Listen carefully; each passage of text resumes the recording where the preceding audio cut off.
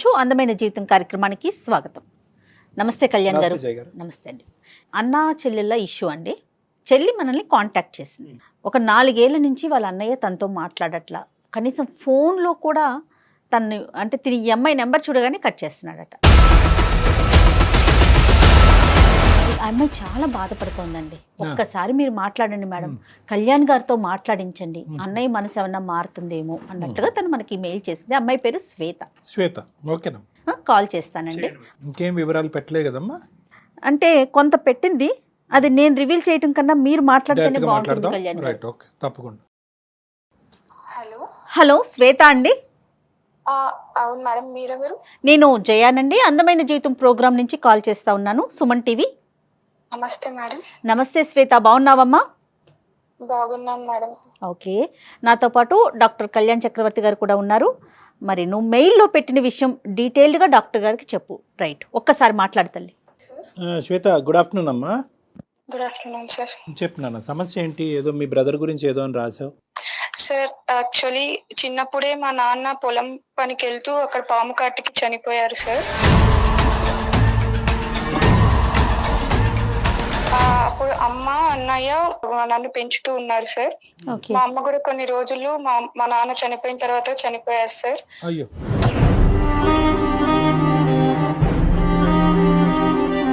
మా తల్లిదండ్రులు ఇద్దరు చనిపోయిన తర్వాత మా అన్నయ్య ఎంతో కష్టపడి తన చదువుని కూడా త్యాగం చేసి నా కోసం ఎంతో కష్టపడుతూ నన్ను చదివించారు సార్.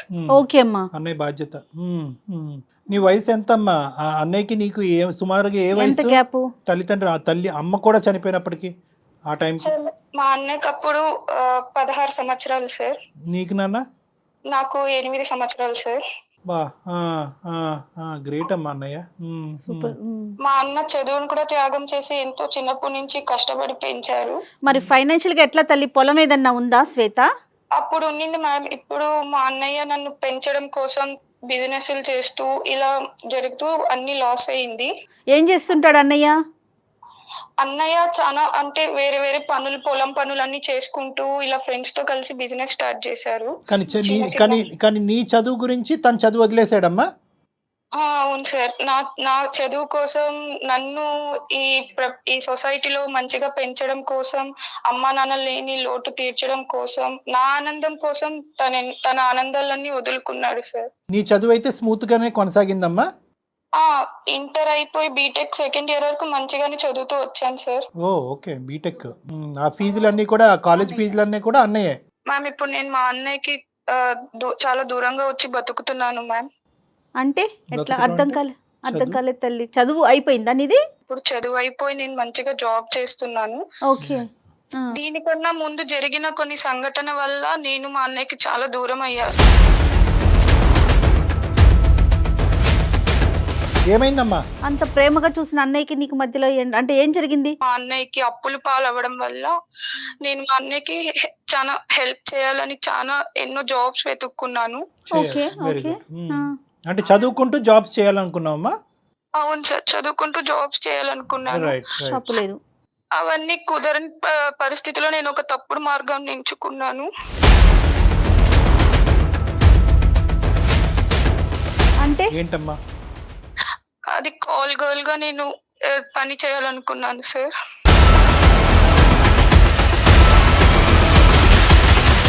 అదేంటమ్మా కాల్ గర్ల్ గానా?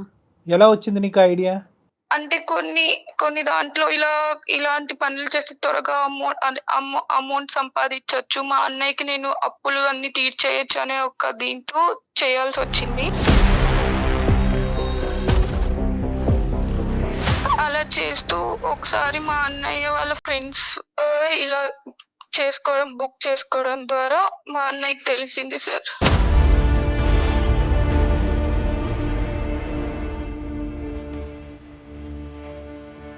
ఏంటమ్మా, మీ అన్నయ్య వాళ్ళ ఫ్రెండ్స్ నిన్ను బుక్ చేసుకున్నారా? అంటే ఏంటి, నువ్వు అంటే ఏమైనా వెబ్సైట్ లాంటిదా అది? ఏంటది? లేదు సార్, ఇలా మాకు కొంతమంది మా నెంబర్స్ ఇస్తారనమాట, ఇలా కావాలి అనుకున్న వాళ్ళకి. అలా జరిగింది. అప్పుడు మా అన్నయ్య ఫ్రెండ్స్ చూసి ఇలా మీ చెల్లి ఇలాంటి పనులు చేస్తుంది అని చెప్పారు. ఏం మాట్లాడమంటావు తల్లి? తప్పు లేదమ్మా, మరి ఆయన బాధపడటంలో ఏం తప్పేమన్నా మాట్లాడమంటే ఉందా? నిజంగా బిజినెస్ పరంగా లాసెస్ వచ్చి ఫైనాన్షియల్లో ఊబిలో కురిగిపోయినా అతను నిన్ను కాపాడుతున్నాడు, నీ చదువును కాపాడుతున్నాడు, నీ వ్యక్తిత్వాన్ని కాపాడుతున్నాడు, నీ భవిష్యత్తును కాపాడుతున్నాడు.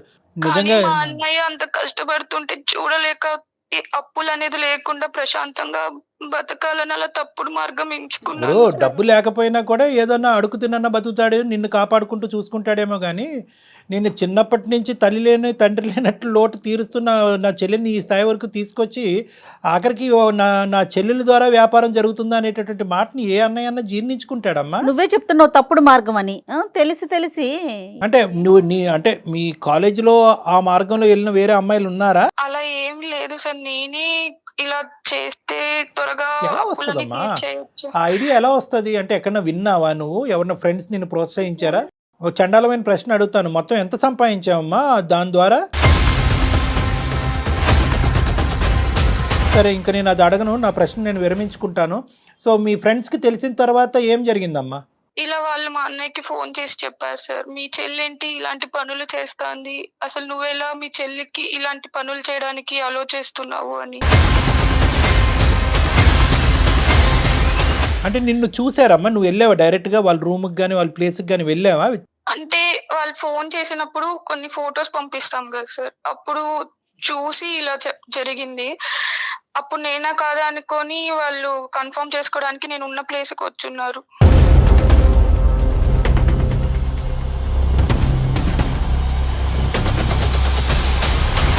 తల్లి ఏం మాట్లాడాలో అర్థం కావట్లేదు బంగారు తల్లి. ఏమమ్మా ఇదంతానే ఇంత చండాలమా? సరే ఇప్పుడు అన్నయ్యకి చెప్పిన తర్వాత అన్నయ్య రియాక్షన్ ఏంటమ్మా? అదే సార్, వాళ్ళ ఫ్రెండ్స్ వచ్చి నన్ను చూసి ఇలా మా అన్నయ్యకి ఫోన్ చేసి చెప్పారు, ఇవన్నీ నువ్వే చేపిస్తున్నావా లేదా మీ చెల్లె చేస్తాందా ఈ పనులు అని. అంతే కదా. అంతే at the end of the day అతని తల్లి ఒక తండ్రి అవటంతో నింద అతని మీద పడింది పడింది చూసావా? చూడండి. అతని తల్లి తండ్రి మీ అన్నయ్య నింద చూసావా? అరే నువ్వు నువ్వు ఫైనాన్షియల్ ఊబిలో కూరుకుపోవటం వల్ల నువ్వు ఇటువంటి వ్యాపారం నడిపిస్తున్నావు అని అడిగారు చూసావా? అంటే నిన్ను ఏ స్థాయిలో నమ్ముతున్నారో తప్పు మీ అన్నయ్య నెత్తి మీద వేశారు. మా అన్నయ్య వెంటనే ఫోన్ చేసి ఎక్కడున్నావు, ఏం చేస్తున్నావు అని అడిగారు సార్. కానీ నమ్ము ఉండడే మీ అన్నయ్య ఇలా ఫ్రెండ్స్ చెప్తుంటే? అదే సార్, నమ్మలేదు. కాకపోతే ఒక కన్ఫర్మేషన్ కోసం ఫోన్ చేశాను. నేను అదే టైంలో కాలేజ్ లో ఉన్నాను, ఇలా చదువుకుంటున్నాను అని చెప్పాను. అప్పుడు సడన్ గా వీడియో కాల్ చేయమంటే నేను చాలా సార్లు కట్ చేశాను సార్. అప్పుడు మా అన్నయ్య డైరెక్ట్ గా ఇట్లా వచ్చి చూసేసరికి ఆ రోజు నుంచి ఇప్పటి వరకు నాతో మాట్లాడటం లేదు. అంటే మాట తెగిపోయింది, బంధం తెగిపోయింది, ఆర్థిక సహాయం అన్నీ తెగిపోయినాయమ్మా ఇంకా అక్కడితో తెగిపోయింది సార్. ఇప్పుడు ఏం చెప్పమంటావు మాకు? ఏ విధంగా ఏ అన్నయ్య మనసు మాత్రం చల్లారుతుంది? అలా కాదు సార్, 4 సంవత్సరాల నుంచి నేను మా అన్నయ్యతో మాట్లాడడానికి రాఖీ పండగ రోజు కూడా వెళ్ళాను. ఆ రోజు కూడా నేను మా అన్నయ్యకి ఇట్లా రాఖీ కడదామని వెళ్తే, నువ్వు నా ఇంట్లో అడుగు పెట్టద్దు, పెడితే కిరోసిన్ పోసుకొని చనిపోతానన్నారు సార్.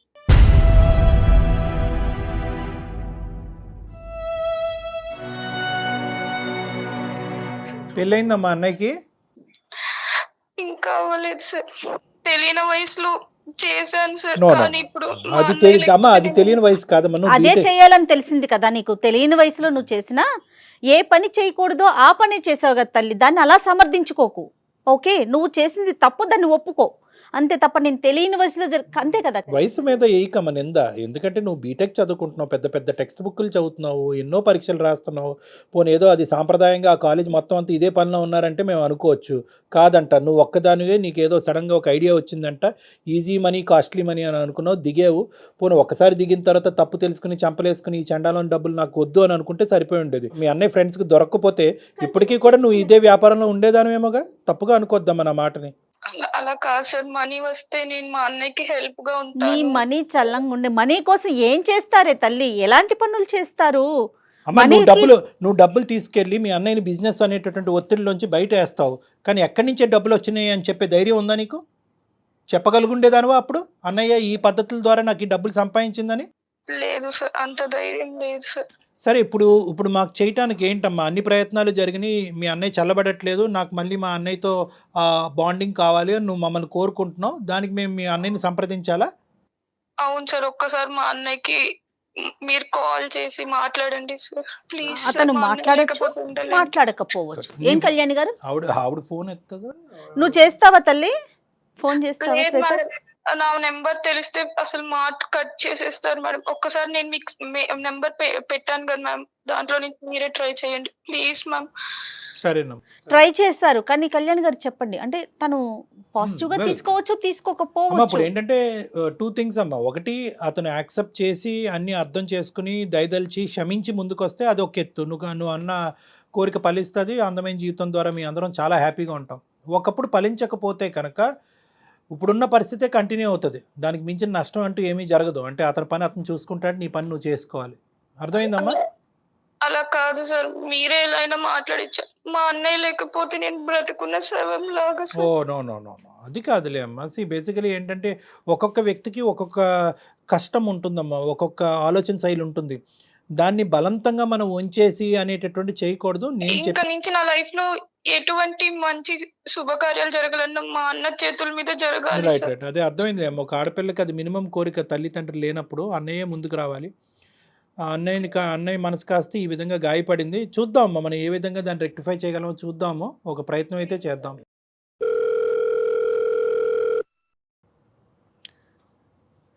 హలో హలో, మనోజ్ గారండి? అవునండి. ఎవరు? నమస్తే అండి, నా పేరు జయ. నేను అందమైన జీవితం ప్రోగ్రాం నుంచి కాల్ చేస్తున్నాను. నాతో పాటు డాక్టర్ కళ్యాణ్ చక్రవర్తి గారు కూడా ఉన్నారు. ఓకే, నమస్కారం అండి. నమస్తే అండి. మీకు తెలియకుండా, అంటే మీ పర్మిషన్ లేకుండా మిమ్మల్ని నేను కాల్లోకి తీసుకున్నానండి. మీతో పాటుగా ఇప్పుడు కాన్ఫరెన్స్లో మీ సిస్టర్ శ్వేత కూడా ఉన్నారు. తను చాలా చాలా బాధతో, నాకు చనిపోవాలనిపిస్తోంది అన్న ఒక బాధతో మాకు మెయిల్ చేసింది. సో దాంతో మేడం ప్లీజ్ ఒక్క నిమిషం. నాకు 4 years బ్యాకే ఒక చెల్లి ఉండేది, చనిపోయింది.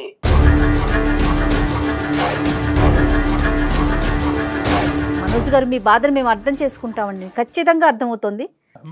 మనోజ్, సార్ నమస్కారం సార్. నమస్తే మనోజ్. ఇక్కడ 2 థింగ్స్ నాన్న. ఎవరిని బ్రెయిన్ వాష్ చేయలేరు, ఎవరు కన్విన్స్ చేసేసి ప్రేమని క్రియేట్ చేయలేమమ్మా. నీ భావాన్ని మాడిఫై చేయటమో లేదంటే కొత్తగా ఒక ప్రేమని సృష్టించడం అనేది జరగట్లేదు. ఆల్రెడీ ఉండేటటువంటి ఒక ప్రేమని మళ్ళీ పులకరింపు చేసేటటువంటి విధంగా మనం ఏమన్నా చేయగలమా అనేది ఒక చిన్నపాటి ఆశ. అది కూడా ఇందాకే నేను అమ్మాయితో చెప్పా, ఎవరు నా శ్వేతతో చెప్పాను. వీ కాంట్ ప్రామిస్, మేము ప్రామిస్ చేయలేము. అందమైన జీవితం చాలామంది జీవితాలని కాపాడింది. కానీ ఈ ఇష్యూలో మాత్రం నువ్వు చేసినటువంటి తప్పిదం ఏదైతే ఉందో, ఆ తప్పిదం అనేటటువంటిది తిరిగి రాయలేనటువంటి తప్పిదం. అందులో ఒక తల్లిదండ్రులు బాధ్యత తీసుకునే పెద్దరికం వహించి, ఏది 16 సంవత్సరాలప్పుడు ఒక తల్లి తండ్రి యొక్క పాత్ర పోషించినటువంటి ఒక గొప్ప వ్యక్తి మనసు ఏ స్థాయిలో గాయపడి ఉంటుందని మేము అర్థం చేసుకోగలమమ్మా. ఇది అవుతే అవ్వచ్చు, చిన్న గోరంత ఆశ అంతే. ఒక ప్రయత్నం అయితే చేస్తామన్నా, ఇది ప్రయత్నం మాత్రమే. అల్టిమేట్గా డెసిషన్ ఈజ్ యువర్స్. ఒక 2 నిమిషాలు నేను మాట్లాడతానన్నా. సార్ మీరంటే రెస్పెక్ట్ ఉంది కాబట్టి నేను ఈ విషయం మీద మీరు మాట్లాడుతున్నా నేను సైలెంట్ గా ఉన్నాను, ఇన్సైట్ విన్నాను సార్. అన్నయ్య సార్ ప్లీజ్ సార్ మనోజ్ మాట్లాడు సార్, మధ్యలో ఎవరు మాట్లాడదు సార్, ప్లీజ్ సార్. నన్ను క్షమించు ప్లీజ్ సార్, మాట్లాడదు సార్, ప్లీజ్ శ్వేత, సార్ మాట్లాడదు. శ్వేత, నాకు నీ ఇమోషన్ అర్థమవుతుందమ్మా. మాట్లాడదు శ్వేత, చాలా రోజులు అయింది నువ్వు అన్నయ్యతో మాట్లాడి, అన్నయ్యతో పలకరించి కూడా చాలా రోజులు అవుతుంది నాకు తెలుసు. కానీ అతను మనసులో ఉండేటటువంటి వేదన ఒక్కసారి బయటకు రానివి, తర్వాత నువ్వు ఎప్పుడు మాట్లాడాలన్నది నేను చెప్తాను. చెప్పు మనోజ్, ఏమని చెప్పాలనుకుంటున్నారు? సార్ వద్దు సార్, నాకు అసలు ఎవరు లేరు సార్, అంతే. నాకు ఎవరు లేరు. నాకు చెల్లి అనేది 4 years బ్యాకే చనిపోయింది.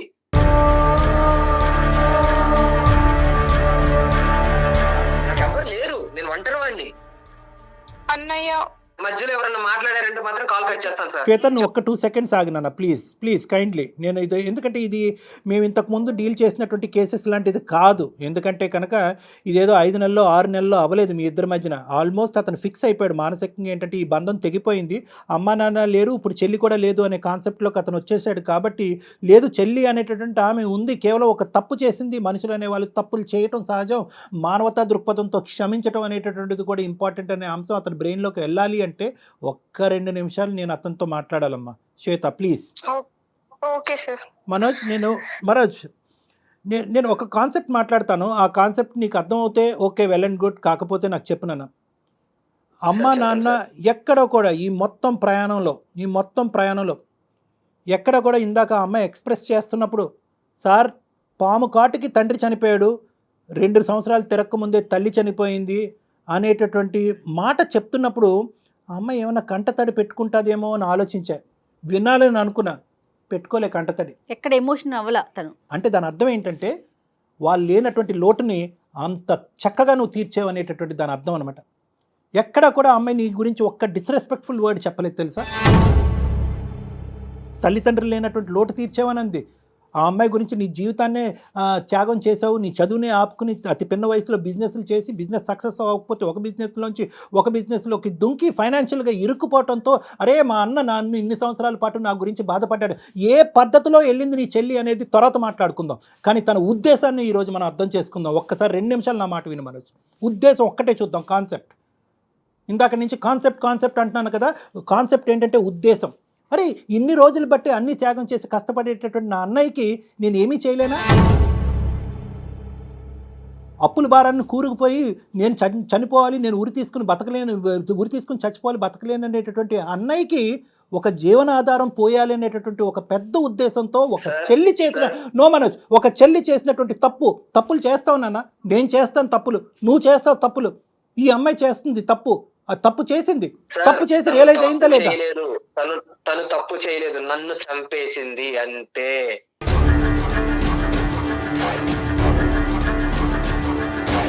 నాకు తెలుసు సార్, నా జీవితాన్ని వదిలేసుకున్నా నేను తన కోసం.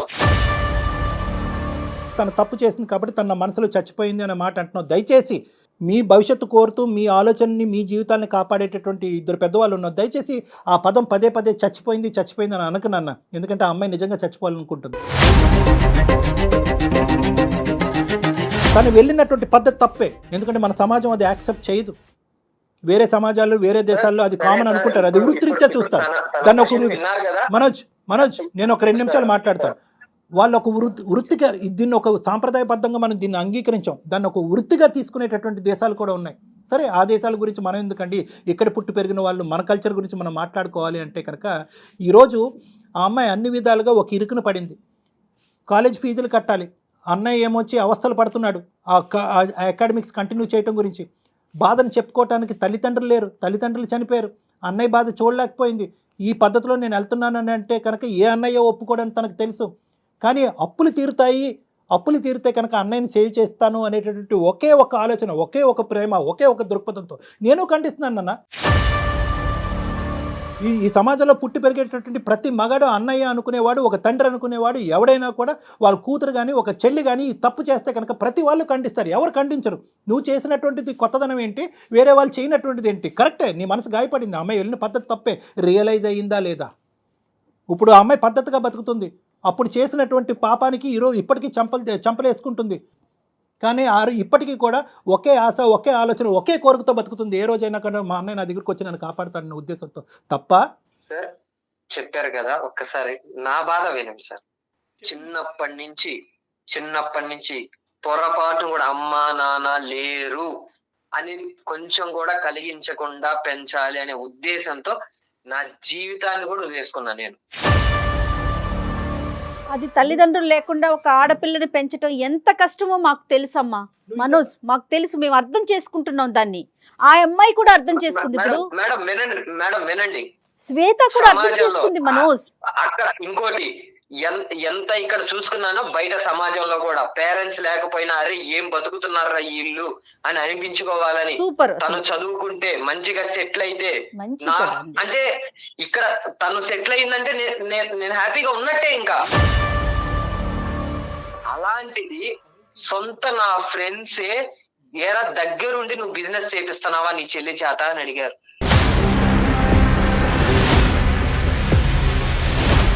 ఏం చేయాలనుకుంటున్నారో నాకు తెలియదు, కలపాలనుకుంటున్నారేమో నాకు జీవితం అలవాటు అయిపోయింది. నమ్మకం లేదు. కమింగ్ టు ద పాయింట్, నువ్వు కూడా ఎంత క్షోభలో ఉండుంటావు. ఎందుకంటే అల్లారు ముద్దుగా పెంచుకున్నటువంటి నీ చెల్లెల్ని ఆల్మోస్ట్ నీ కూతురు చెల్లెలు తల్లి అన్ని అమ్మాయి అనుకున్నట్టుగా ఒక ఆడదానికి చూసుకున్నావు. నేను ఎక్కడా కూడా నీ క్రెడిట్, నువ్వు చేసినటువంటి త్యాగాలు ఎక్కడా కూడా చిన్నగా చేయట్లే. నేను ఎక్కడగా చిన్నగా చూడాలి అని అనుకోవట్లేదు. దానికి ఎంత స్థాయి పదాలు వాడినా కూడా తక్కువే అన్నట్టు నాకు అనిపిస్తుంది. ఒకటి, ఇప్పుడు నువ్వు చెప్పావు కదా, నేను ఇంత కష్టపడ్డాను, పరువుని ఇంత నమ్ముకున్నాను, నా చెల్లెల గురించి ఇంత త్యాగం చేసుకున్నాను, మాట పడకూడదు అనుకున్నాను. ఏ మాట అయితే పడకూడదు అనుకున్నాను అదే నా ప్రాణ స్నేహితుల దగ్గర నుంచి నీ చెల్లి ద్వారా వ్యాపారం చేయిస్తున్నావురా అనే మాట వినవలసి వచ్చింది సార్. ఆ రోజే నేను చచ్చిపోయానని అన్నావు కదా. ఈ డిస్క్రిప్షను ఆ అమ్మాయి కూడా నీకంటే బాగా చెప్పింది. అంటే ఏంటంటే ఎక్కడా కూడా ఆ అమ్మాయి కానీ, ఈ సమాజం కానీ, మీ బంధువులు కానీ ఎవరు కూడా నువ్వు చేసినటువంటి త్యాగాన్ని తక్కువ చేసి చూడట్లేదు. కానీ అన్ని త్యాగాల కంటే పెద్ద త్యాగం ఏదైనా ఉందంటే కనుక అది క్షమాగుణం. ప్లీజ్ కరెక్ట్ అండి, try and understand this. 100% Kalyan గారు. ఇప్పుడు వరకు నువ్వు చేసింది ఒకెత్తు, ఇప్పుడు చేయబోయేది ఒకెత్తు. నీ మనస్సాక్షిమే చెయ్యేసి చెప్పు. దినదిన గండం నూరేళ్ళ ఆయుష్లా బతకలేదా ఈ 4 సంవత్సరాల పాటు? నీ చెల్లిని దూరం చేసుకుని ఎక్కడుందో, ఏం చేస్తుందో, ఎలా ఉందో అనే బాధతో బతకలేదా నువ్వు? మీ తల్లిదండ్రులు గుర్తు రాలేదా నీకు? తప్పు చేసింది, తప్పు చేసి రియలైజ్ అయిందా లేదా? తప్పు చేయటం వెనకతలో ఉన్న ఉద్దేశం ఏంటి అంటే నేను అది సమర్థిస్తున్నట్టు కాదు, ఆ అమ్మాయి చేసిన తప్పే. చెయ్యకూడదు తప్పు చేసిన తర్వాత మనం వెనక కోట్లు వేసినా గానీ, కష్టపడి చేసినా గానీ ఆ కష్టాన్ని గుర్తించారు సార్. ఇది అలాగే వచ్చిందనే అంటారు. సమాజం కోసం తన ఆలోచన అంతా సమాజం కోసం, పరువు పోయిందనే ఆలోచిస్తున్నాడు. నా కోసం మీరు ఇంత ప్రయత్నిస్తున్నారు, నేను కాదన్న సార్. కాకపోతే నాకు వద్దు సార్. నేను వదలను మనోజ్, నేను వదలను. ఫ్రెండ్స్ లో మొహం చూపించుకోలేక నువ్వు ప్లేస్ లో నేను అక్కడ ఉండట్లేదు సార్. నేను ఫోన్ పెట్టేసినా నేను నీ ఇంటికి వస్తా. ఎందుకు అంటే కనుక ఇక్కడ సమన్య ఏదన్నా ఒక చక్కటి న్యాయం, దైవ న్యాయం, ఏదన్నా దేవుడు కూడా కావాలనుకునేటువంటి న్యాయం ఏదన్నా ఉందంటే కనుక మీ అన్న చెల్లెలు బంధం ఉండాలి. ఎందుకంటే ఈ ప్రపంచంలో నీకే ఈ అమ్మాయి తప్ప ఎవరు లేరు, ఆ అమ్మాయికి నువ్వు తప్ప ఎవరు లేరు. మిమ్మల్ని ఇద్దరిని కలపకపోతే కనుక మా ప్రోగ్రామే వేస్ట్. నిజంగా నేను చెప్తున్నాను ఈ రోజు ఈ మాట. మీరు వస్తానంటున్నారు, హ్యాపీగా రిసీవ్ చేసుకుంటా. థ్యాంక్ యూ సో మచ్ అండి, మమ్మల్ని రిసీవ్ చేసుకుంటున్నందుకు thank you so much. But మీరు సమాజం కోసం ఆలోచిస్తున్నారా, లేకపోతే మీ మనసుకు పడ్డ గాయం కోసం ఆలోచిస్తున్నారా? సమాజం ఎలా తీసుకుంటుందో, ఈ డబ్బు సంపాదన అంతా కూడా అలానే వచ్చింది అని ఆలోచిస్తున్నారా? అనుకుంటదని ఇప్పుడైతే మెంటల్ గా నాకు ఎవరు లేరు, నేను ఒంటరి వాడిని అని ఫిక్స్ అయిపోయాను మేడం. నాకు వద్దు మేడం ఇప్పుడు ఈ టైంలో మళ్ళీ. తమ్ముడు నా మాట వినరా బాబు. తమ్ముడు మనోజ్, నీకు పుణ్యం ఉంటుందిరా తమ్ముడు. నేను ఒకే మాట నేను చెప్తున్నాను, ఒకే మాట. ఒక 2 నిమిషాలు ఇప్పుడు వరకు మాట్లాడనివ్వద్దు అనేటటువంటి మీ చెల్లిని మాట్లాడిని. అట్లీస్ట్ తన మనోవేదన ఇప్పుడు వచ్చి ఎవరికి చెప్పుకునే సబ్జెక్ట్ కాదు ఇది. నో నువ్వు అలా అనకూడదు. నీ చెల్లెలు ఇప్పుడు వరకు తను తప్పును తెలుసుకుంది, ప్రతిరోజు బాధపడుతూనే ఉంది. ఈరోజు కష్టపడి ఒక చక్కటి ఉద్యోగం చేసుకుంటూ తన కాళ్ళ మీద తను నిలబడింది. ఆ ఆలోచన గురించి పదే ఆలోచిస్తూ ప్రతి క్షణం ఈ రోజైనా రేపైనా ఎప్పటైనా కూడా నా అన్నయ్య నా దగ్గరకు వస్తాడని ఆశతో బతికేటటువంటి అమ్మాయిని కేవలం ఒక 2 నిమిషాలు మాట్లాడిన వాళ్ళ నీలో ఒక మానవత్వం ఉందిగా. ప్లీజ్ ఆ అమ్మాయిని ఒకసారి మాట్లాడి. నీకన్నా పెద్దదానిగా నేను ఒక అక్కగా చెప్తున్నాను, విను మనోజ్. సాధారణంగా పెద్దవాళ్ళు ఒక సామెత చెప్తారు, ఈ రోజు పోతే రేపటికి రెండో రోజు అని. వినే ఉంటావు నువ్వు కూడా, ఆ బాధను కూడా ఫేస్ చేసావు. రేపటి గురించి కాదు, దయచేసి దీన్ని మనసులో పెట్టుకో. నేను ఎందుకు చెప్తున్నానో ఒక్కసారి విను. తను చేసింది చాలా పెద్ద తప్పు, ఎవరూ యాక్సెప్ట్ చేయం. కానీ ఒక్కసారి నువ్వు తన బాధ ఏంటో ఒక్కసారి విను ప్లీజ్. ఇది మా పర్సనల్ రిక్వెస్ట్ అనుకో, నేను డాక్టర్ కళ్యాణ్ గారు. అంటే basically what ever the change has to be a permanent change అన్న. ఈ రోజు మేమేదో బలంతో పెడుతున్నటువంటి ఉద్దేశం కాదు. నేను చాలా ఇమోషనల్గా మాట్లాడతాను, గట్టిగా మాట్లాడతాను, మనసులో భావాన్ని స్ట్రైట్ ఫార్వర్డ్గా వ్యక్తపరుస్తాను. ఇక్కడ ఎందుకంటే నాకు క్లారిటీ ఉంది నాన్న. ఓకే నువ్వేరో మీరు నా స్థానంలో నిలబడి ఆలోచించండి సార్ అంటే కరెక్టే. ఎవరి స్థానాన్ని ఎవరు చెప్పలేరు. నీ ఆలోచన నీది, నీ వ్యక్తిత్వం నీది. కానీ at the end of the day మనందరినీ కలిపేటటువంటి ఒక మానవతా దృక్పథం అనే ఒక యాంగిల్ ఉంటుంది, ఒక బ్లడ్ రిలేషన్, అదంతా కూడా మనందరినీ కలుపుతుంది అనమాట. ఎక్కడో ఒక చిన్న జాలి, ఒక దయ. నేను చెప్పాలా మీ చెల్లి గురించి? మీ చెల్లిని నువ్వు చిన్నప్పటి నుంచి ప్రేమించినటువంటిది మీ చెల్లి యొక్క వ్యక్తిత్వం గురించి నేను చెప్పాలా? అమ్మాయి ఏమన్నా అబ్బాయిల గురించి పరితపించేటటువంటి మనస్తత్వమా? అబ్బాయిల వెనకట్లు పడి 10 రిలేషన్షిప్ పెట్టుకునే చెల్లి గురించా నువ్వు మాట్లాడుతున్నావు? కేవలం ఏంటంటే ఒక 10 రూపాయల గురించి ఆశపడి ఆ 10 రూపాయలు తన తిని తందనాలు ఆడటం గురించి కాదు, ఆ 10 రూపాయల గురించి నిన్ను ఊబిలోంచి బయటకు వేయటం గురించి ఒక పరితపించేటటువంటి ఒక మానవతా మూర్తి. అంటే ఆ మానవతా కోణం నుంచి ఒక్కసారి ఆలోచించరాను. ఇంకొకటి నేను చెప్తున్నా, నువ్వు ఇప్పటి వరకు ఇదే కోణం మీద ఎందుకు నిలబడ్డావు, ఇదే ప్లాట్ఫామ్ మీద ఎందుకు నిలబడ్డావు అంటే కనుక ఇప్పటి వరకు ఆ అమ్మాయి వాయిస్, ఆ అమ్మాయి ఇమోషను, ఆ అమ్మాయి టోను వినటానికి నువ్వు రెడీగా లేవు. అమ్మా శ్వేత, ఒక్కసారి మీ బ్రదర్తో మాట్లాడినన్నా. హలో అన్నయ్య. చెప్పు అన్నయ్య ప్లీజ్ అన్నయ్య, కాల్ కట్ చేయొద్దు అన్నయ్య.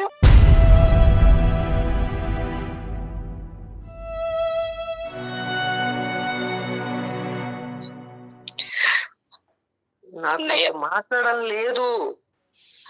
అన్నయ్య అలా అనొద్దు అన్నయ్య, ప్లీజ్ అన్నయ్య. నేను చేసింది చాలా పెద్ద పాపం. కష్టపడి చదువుకొని ఇప్పుడు నేను ఒక మంచి ఉద్యోగం చేస్తున్నాను. కాదు, అసలు నేను నిన్ను అంత బాగా చూసుకున్నాను, అసలు ఎలా చేయాలనిపించింది అసలు నీకు? ఆ? నువ్వు కష్టపడుతున్నా కనీసం నేను గుర్తు రాలేదు ఆ టైంలో. అన్నయ్య, నీకు సహాయం చేయడం కోసమే చేశాను.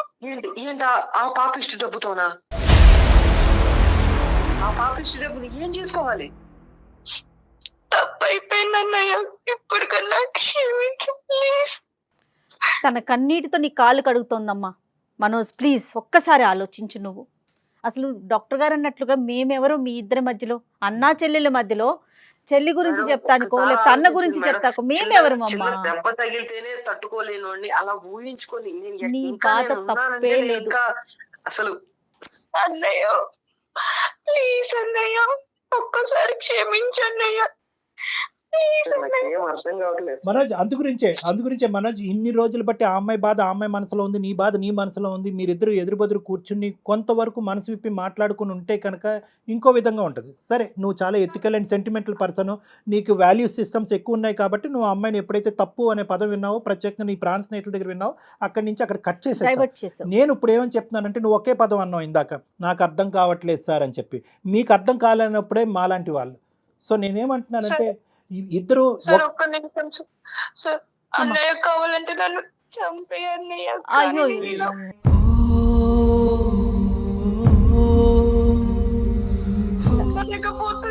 ఏమ్మా చంపుకోవటానికమ్మా ఇదంతా బతుకుండేది ఈ సమాజంలో. ఏమ్మా మాట్లాడు సార్, తను ఏడిస్తే నాకు ఏదో ఉంది. అదే ప్రేమ అంటే మా మనోజ్, ఇదే ప్రేమ. దూరం నా వల్ల కావటం లేదు. లేదు నాన్న, నేను ఒకే మాట చెప్తున్నాను మనోజ్, నీ మనసులో ఇప్పటికీ కూడా ప్రేమ దాగుంది. ఈరోజు ఈ అమ్మాయి తన బాధతో మాకు ఫోన్ చేసింది, నువ్వు నీ బాధతో ఎవరికి చెప్పుకోలేకపోయావు. ఇప్పటికైనా కూడా మీ ఇద్దరిలో ఒక ఆలోచన వచ్చింది అని నాకు అనిపిస్తుంది. ఒకరినొకరు క్షమించుకుంటూ ముందుకెళ్ళాలి. ఎందుకంటే ఆ అమ్మాయి ఏమంటుందంటే, గత ఏదైతే పోయిందో అది పోయింది సార్. నేను చేసినటువంటి పాపానికి, నేను చేసినటువంటి పాడు పనికి నేను శిక్ష అనుభవించాను. ఇక ముందైనా కూడా నేను బ్రతుకుండాలంటే నా జీవితంలో ఒక ఆడపిల్లగా కొన్ని కార్యక్రమాలు ఉన్నాయి. ఆ కార్యక్రమాలు పెద్ద దిక్కు మా అన్నయ్య ముందుకొచ్చి చేయాలని చెప్పి ఒక చిన్న కోరిక. కార్యక్రమాల కన్నా కూడా కళ్యాణ్ గారు ముందు తల్లి తండ్రి తానే కదా. At the end of the day concept ఏంటి? ఇద్దరి మధ్యన ప్రేమ ఉంది, ఒకరికొకరు త్యాగం చేసుకున్నారు అనేటటువంటి ఆలోచన. ఎటొచ్చి తను వెళ్ళిన పద్ధతి తప్పు, నువ్వు వెళ్ళినటువంటి పద్ధతి కరెక్ట్. తన తప్పు తెలుసుకుంది కాబట్టి ఈ బాధను ఇక్కడితో ఆపేద్దాం, మనం ఈ గొడవని ఇక్కడితో ఆపేద్దాం. మీ ఇద్దరు మీ బంధం మళ్ళీ ఇది అవ్వాలి, మళ్ళీ బాండ్ అవ్వాలి, మళ్ళీ హ్యాపీగా ఉండాలి. నీ చేతుల మీదుగా మీ చెల్లి యొక్క పెళ్లి జరగాలి. తన భవిష్యత్తు అంతా కూడా నీ చేతుల మీద నిలబడాలి. నీకు ఒక జీవితం ఏర్పడాలి, తనకు ఒక జీవితం ఏర్పడాలమ్మా. ఓకేనా మనోజ్? ఒకసారి కలవండి. నాకు ఇంకా మీ ఆలోచనలో చిన్న సందేహం ఉంది, కానీ మీరు సైలెంట్ అయ్యారు అంటే కనుక మీరు ఆలోచిస్తున్నారు అనేది నాకు ఒక నమ్మకం వచ్చింది. ఓకేనా మనోజ్? రండి శ్వేత, నువ్వు కూడా రామ్మా. నేను చెప్తాను, డేట్ అండ్ టైం చెప్తారు జయ గారు, అప్పుడు వచ్చి కలవండి. సార్ ప్లీజ్ సార్, మీ ముందరే క్షమించాలని చెప్పమనండి సార్. అదంతా ఇమీడియట్ గా ఆగమ్మా, కొంత టైం తీసుకొని. అట్లీస్ట్ ఇప్పుడు వరకు నువ్వు మాట్లాడటానికి కూడా అవకాశం ఇవ్వనటువంటి ఒక వ్యక్తి ఈ రోజు ఆలోచిస్తున్నాడు మాట్లాడకుండా. నా దగ్గరకు రండి, మీ ఇద్దరుని మనం మాట్లాడుకుందాం. ఏం తల్లి? తప్పకుండా వస్తాం sir. Thank you sir. Thank you madam. Thank you మా, థ్యాంక్ యూ. అంటే బంధానికి అట్లా ఎవరైనా సరే లొంగిపోవాల్సిందేనేమో కదా కళ్యాణ్? అంతే మేడం, అది లోపల ఉంది. రిలేషన్స్ కి బయట ఉన్న ఇమోషన్ మనం క్యాలిక్యులేట్ చేసుకుంటూ పోతే కష్టం మేడం. ఎందుకంటే ఎంత త్యాగం చేస్తే ఆ అబ్బాయి అంత ప్రేమగా చూసుకున్నాడు. సో లోపల ఎక్కడో ఉంది. దాన్ని ఏంటంటే ఆ అవమానంతో కప్పేశారన్నమాట. అవమానంతో ప్రత్యేకంగా వాళ్ళ ఫ్రెండ్స్ దగ్గర నుంచి వచ్చింది చూడండి, ఆ ఫ్రెండ్స్ ఎదురుకుంటే తలెత్తుకోలేకుండా పరిస్థితి. ఆ అవమానం, అతను ఏంటంటే పరువుకి ఇంపార్టెన్స్ ఇచ్చే ఒక వ్యక్తిత్వం. అవే రిలేషన్స్. సూపర్ అండి. Thank you so much. Thank you. నమస్తే.